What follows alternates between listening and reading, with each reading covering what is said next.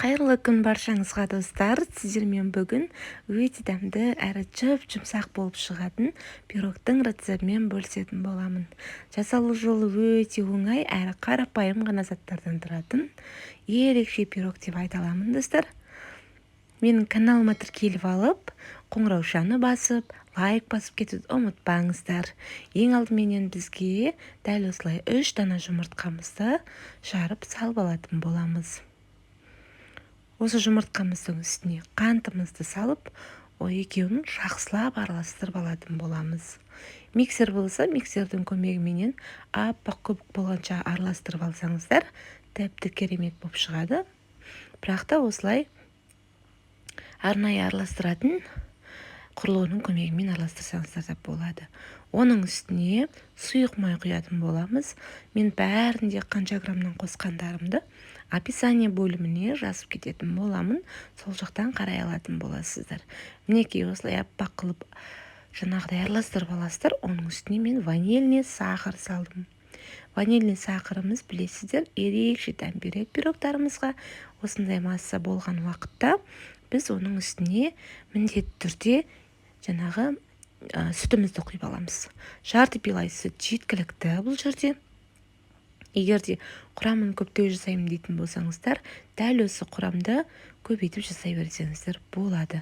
Сүтті құйып болғаннан кейін тағы да жақсылап араластырып, үстіне міндетті түрде електен өткізілген ұнымызды салып, оның үстіне қамыр қопшытқышымызды салып, жақсылап араластырып алатын боламыз.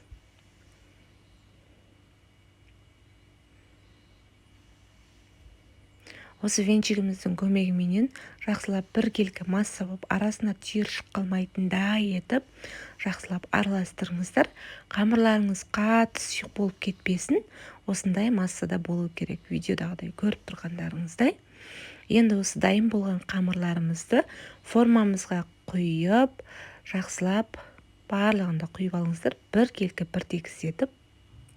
Сонымен қатар осы пирогымызды 200 градуста 15-20 минутта пісіріп аласыздар. Енді пештеріңіздің градусына қарай пісіріп алсаңыздар болады.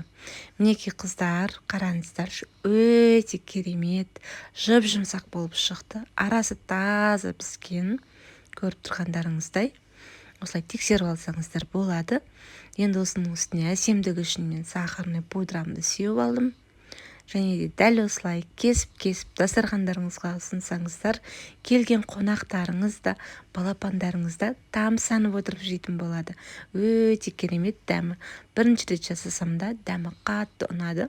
Сіздерге де жасап көруге кеңес беремін. Жасап көріңіздер.